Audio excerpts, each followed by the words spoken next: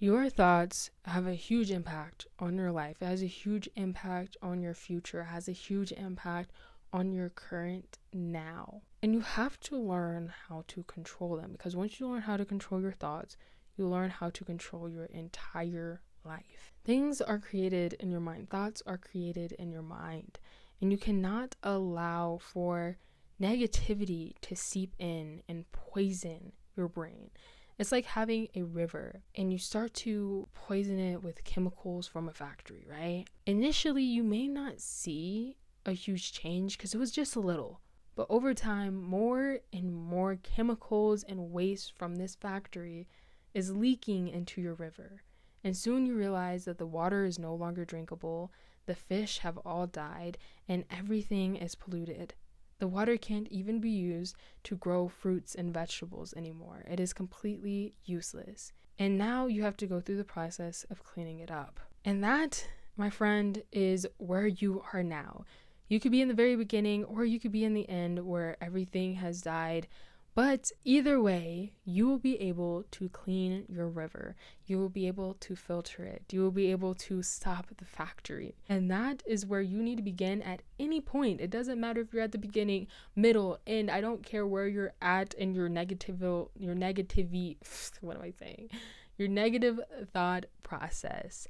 You want to stop right now and you want to clean it as soon as possible. Your brain is like a very, very complex machine. One that absolutely nothing can mimic. Nothing can get close to. Even if you think that it does, it will not. Because your brain is so extremely powerful. And you want to make sure that your brain is running off of things that are going to benefit you. It is going to help you. It's going to push you in the right direction. Not in the worst, terrible, negative direction. With your mind, when you are consistently feeding it negativity, consistently telling yourself all these terrible things about yourself, where do you think that you're headed? You're not going to be headed to the beautiful, lush lands with green grass and flowers. No, because that is not where you have put your mind to. You put a destination in your own mind. And when you put a destination to negativity, to despair, to losing, that's where you're going to see yourself. You have to put yourself in the space of winning, of success, of peace, of bliss. That's where you have to put the destination in your mind. And your brain is going to guide you to it. The best way of actually making this change, though, is by telling yourself the opposite. Many times we tell ourselves very negative things on a daily basis. We tell ourselves that we won't get that, or we don't deserve that, or we're not pretty enough, or we're not this, or we're not smart enough, whatever. And you have to begin to tell yourself the complete opposite. Tell yourself that you are beautiful, you're handsome, you're strong, you're smart, you deserve this. Like, tell yourself the beneficial things. I'm not telling you be delusional in the sense of like, yes, there are some things that you do have to work on. Okay, don't tell yourself that I'm super patient and you're not patient, or like don't tell yourself that you're a great friend and you've been a horrible friend. Like, understand that there are things that you do have to work on, and that is something completely separate. Because I'm not putting this here for you to ignore really toxic traits about yourself.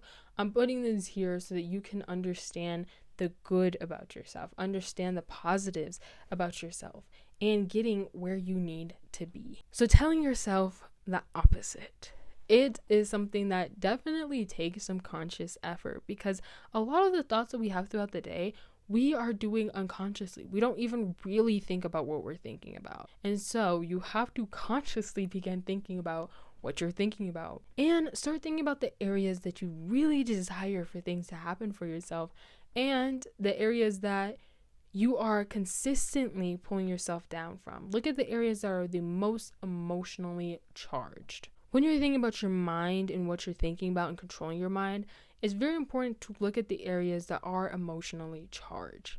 You can find these areas in a ton of different ways. One, something that you're passionate about. That's probably the easiest area where your mind can start to pull you down. The areas that you're passionate, the areas that you want to go, the things that you want to do, the things that you are so excited about, the things that you deeply want to see happen. Look at those areas. But also, pay attention to how you feel throughout the day. If something happens, something comes across your life, something occurs and you feel a negative response.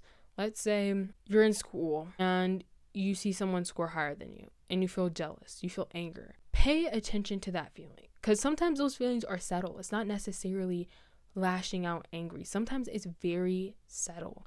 But when you take those subtle emotions and you pay attention to them, you can start to see that there's actually a much deeper emotion, feeling, and reason behind it. Once you figure out what that area is, start to think about it, start to unpack it. Why do I feel like this? And I do have another video talking about, not having distractions. So when you're doing this, make sure that you are not distracting yourself. Make sure that you are slowing down. Make sure that you are not trying to rush yourself through this process of unpacking, because sometimes it takes some processing to be able to figure out what you're actually feeling. But you could sit here and say, I don't care about grades. But if someone scores higher, gosh, you can sit here and say that you don't care about grades, you don't care about school. But then if somebody scores higher than you, then you have this feeling of jealousy. Then you can go and you can unpack that. Why do I feel this? I think that I actually do care about grades. I do care about school. Why do I care so much? Because I want to have this type of future. And this future that I want to have, I need to have these type of grades to get in this type of college, to get into this type of schooling so I can get this type of degree. You can unpack it to like a very deep level. So don't underestimate how deep it can go, because it could be something really small. Trust me, even with things that you get angry about, this is something good to pay attention to as well. You can pay attention to it with other people, but also pay attention when it comes to yourself. You could be in a conversation with somebody and they say something and it really is not a big deal. Like, stepping back, no emotions involved, it's not a big deal what they say, but it triggered you and you're super angry, you're super upset, you're feeling all this, you're getting mad at them, you're having anger and whatever in your heart. It's like, why are you that mad? Like, literally, why are you so mad over something so simple? What I said wasn't even that big of a deal. Well, it could be that maybe that thing that they said wasn't a big deal, but it was attached. You emotionally, mentally, unconsciously attached it to something else that is a big deal for you. And you can start to unpack, okay, maybe what they said was not a big deal. Why did I respond like that? Why am I so angry over something so simple? Then you unpack it. Oh, it's because of this. It's because of this. This links to this, and this links to this.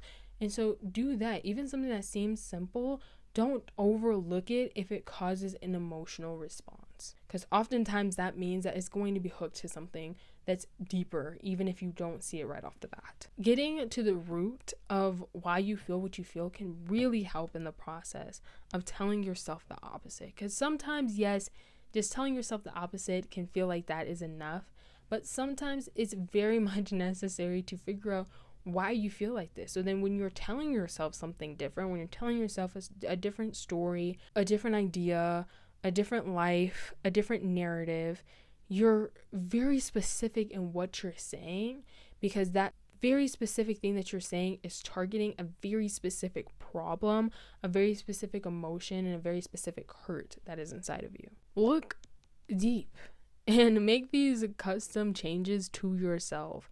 I know that there are a lot of things out there that people say to tell yourself, and sometimes they're not that deep, but when you figure out why you feel the way that you feel, you can realize that, okay, when you realize why you feel what you feel, when you think about why you're feeling what you're feeling and why you're telling yourself this very specific thing, you can then understand, okay, I can tell myself this. Like, for example, I'm beautiful, right?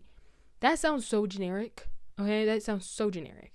And just saying I'm beautiful, it may not make that big of a difference, right? But if you understand, I talk down on myself when it comes to my looks, specifically because of this interaction that I had, or specifically because of what my parent told me this time, or specifically because of this misconception that I have about whatever, or me feeling like I don't deserve this, or I don't feel like I'm pretty enough for this. When you go deep, then when you tell yourself that you're beautiful, you know that you're telling yourself it coming from a space of understanding why you felt like you weren't beautiful in the first place. So tell yourself the opposite, but also work on understanding why you even feel the way that you feel. Thoughts have a huge impact on our lives, on our minds, how we treat ourselves, and the destination that we're setting out for ourselves. You don't want to go through life feeling like you don't deserve to be here, feeling like you don't deserve to have good things, feeling like you are too ugly for something or you're not smart enough for something or whatever. Like, you do not want to go through life thinking down upon yourself, because the goal is for you to grow. Okay, the goal is for you to repent of certain things that you did. You hurt somebody, you did this to somebody, don't do it again. But also the goal is for you to as well not look down on yourself about things that you shouldn't be. If you are beautiful, say it. You're beautiful. If you are smart, say it. You're smart. The goal is not to make yourself less than what you are. Don't tell yourself that you're dumb. It's not humbling to tell yourself that you're stupid. It's just degrading. So you want to have that good balance of understanding that there are things that you need to grow in and work on, and understanding at the same time you have gifts, you have talents, you have strengths, and don't overlook that. Don't degrade yourself. Don't talk down to yourself. Treat yourself with respect. Even when it comes to things that you are working on, you can still talk to yourself with respect as you are talking to yourself about things that you need to work on and heal on. Because there are things where, yes, you may make a mistake. Yes, you may do something bad. That doesn't necessarily mean that you have to degrade yourself over it. The focus is to grow, not to pull yourself into this sad pit, not to pull yourself into the mud. Think and talk to yourself different. It will make the biggest difference in your life. If you don't believe it, try it out for a week, try it out for a month, and see what happens. Track it, and see what happens. If you did enjoy today's video, please consider joining my Patreon. Link will be in the description below. You will get access to extra content, behind the scenes, and more. Can't wait to see you there. I hope you enjoyed my video today, and if you did, please consider subscribing. Please make sure to take care of yourself physically, mentally, spiritually, and all the other ways, and I will see you in the next one. Bye.